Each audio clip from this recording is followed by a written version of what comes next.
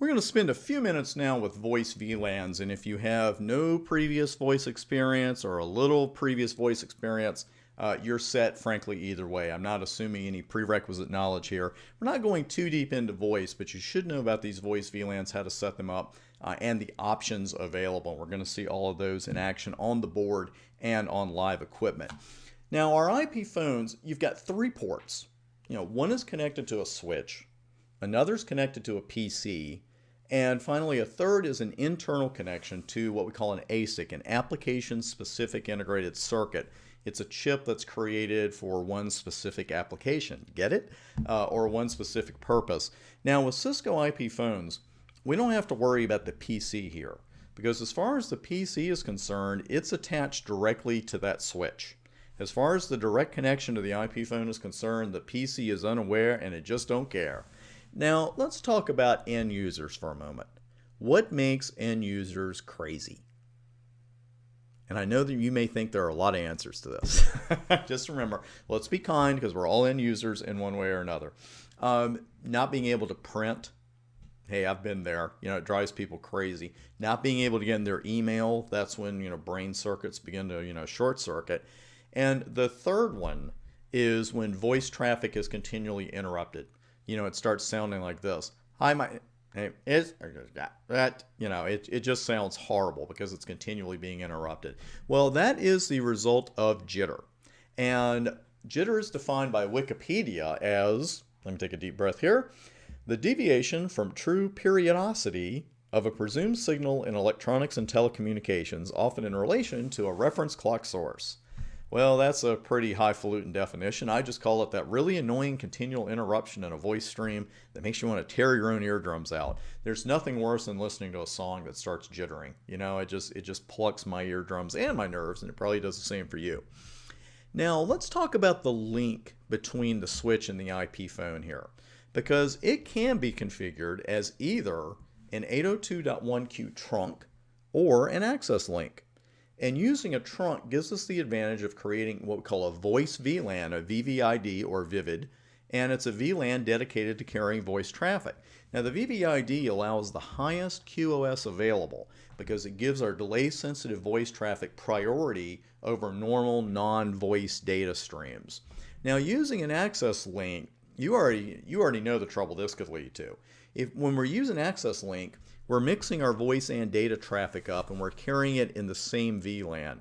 And that can lead to jitter issues pretty quick. It can lead to time-related delivery issues with that voice traffic. It's not a matter of the voice packets not getting where they need to get. It's that they're not getting where they need to get quickly enough.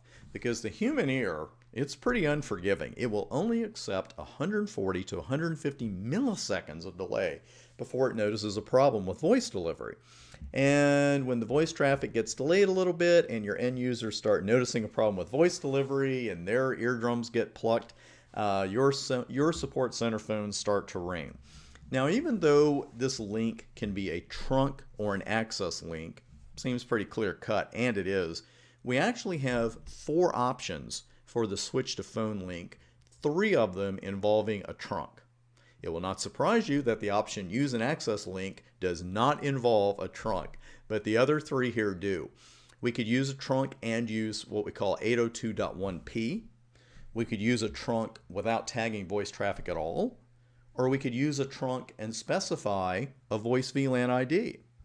Now the question, who's the boss, has stumped great thinkers, great scholars, and live-in housekeepers of eras past and present. But in this situation, it's clear cut, there's no ambiguity. The boss is the switch, because the switch is telling the phone, here's which one of these options we're going to use. So we're configuring the switch port only at this particular point.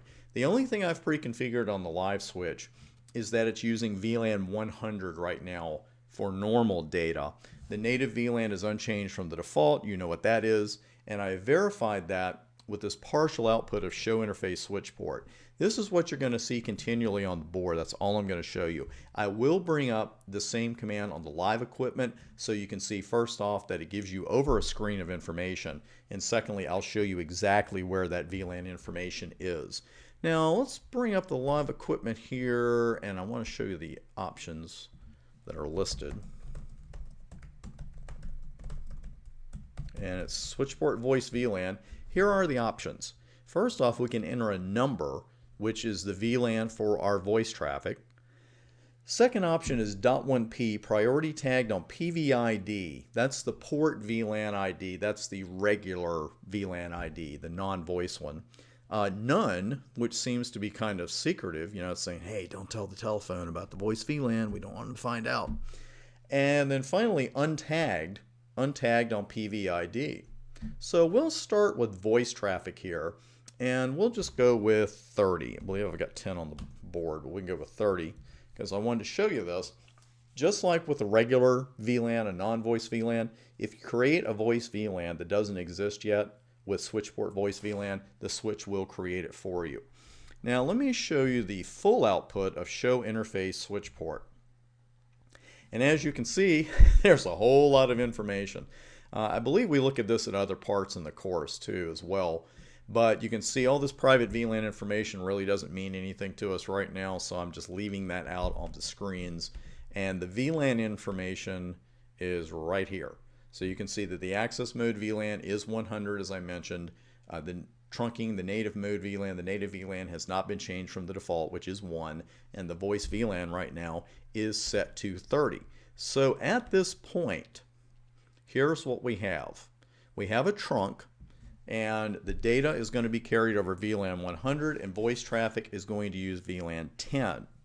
Now let's talk about that .1p option, because what that does, it results in the IP phone granting voice traffic high priority, and voice traffic will be sent through VLAN 0. Now as you can see here on the board, I put it on switchport voice VLAN .1p, and we'll stay right here because I want to stick with the illustrations. And you can see the access mode and the trunking mode, the native VLAN, they're going to stay the same because we haven't done anything to change those. But the voice VLAN now says .1p. So we better know that that means it's going through VLAN 0. And again, we're going to be trunking. The data is using VLAN 100 and voice traffic is using VLAN 0. Now untagged, this results in voice packets using the native VLAN. And you can see here I put in switchport voice VLAN untagged, and next to voice VLAN it says untagged. But I know that I'm still trunking. This is one of my 3 trunking options, and the data is using VLAN 100, the regular data, voice is using VLAN 1. Now that none option, you know, that seemed kind of obnoxious, right? Don't tell the phone, don't tell anybody. Well, what none does, it sets the port back to its default, where a trunk is not used and the voice and non-voice traffic use the access VLAN. And this is what you're going to get. This is why I want to show these to you side by side on the board instead of doing on the live equipment. With switchport voice VLAN none, you're still going to see voice VLAN listed as untagged under show interface switchport. But in this case, when you put none, that means you don't have a separate voice VLAN at all, and your data and your voice traffic are going to use the same VLAN. With this option, switchport voice VLAN untagged, you do have a trunk and you do have a voice VLAN. It's just that you're also using, that's what you're using the native VLAN for, is your voice traffic. So be really clear on the distinction between none and untagged, because when you run show interface switchport, next to voice VLAN, it's going to say untagged for both of them. A quick port fast note to end our voice VLAN ID discussion. Port fast is automatically enabled on a port when a voice VLAN is created, as verified by show config and show spanning interface port fast. And here's the interface, information for another interface where I created VLAN 100 for the data and VLAN 11 for voice.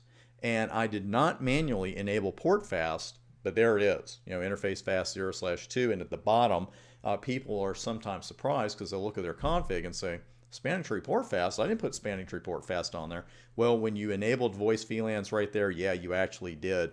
And you can see I ran show spanning interface fast 0/2 port fast, and both VLANs there, VLAN 100, which is the data VLAN, and VLAN 11, the voice VLAN, both of them have PortFast enabled. So if you ever wonder where PortFast came from, it just seems like PortFast pops up everywhere. That's exactly where it came from, was enabling that voice VLAN. That ends our look at voice VLANs, and we're ready to head to the next section. I'll see you there.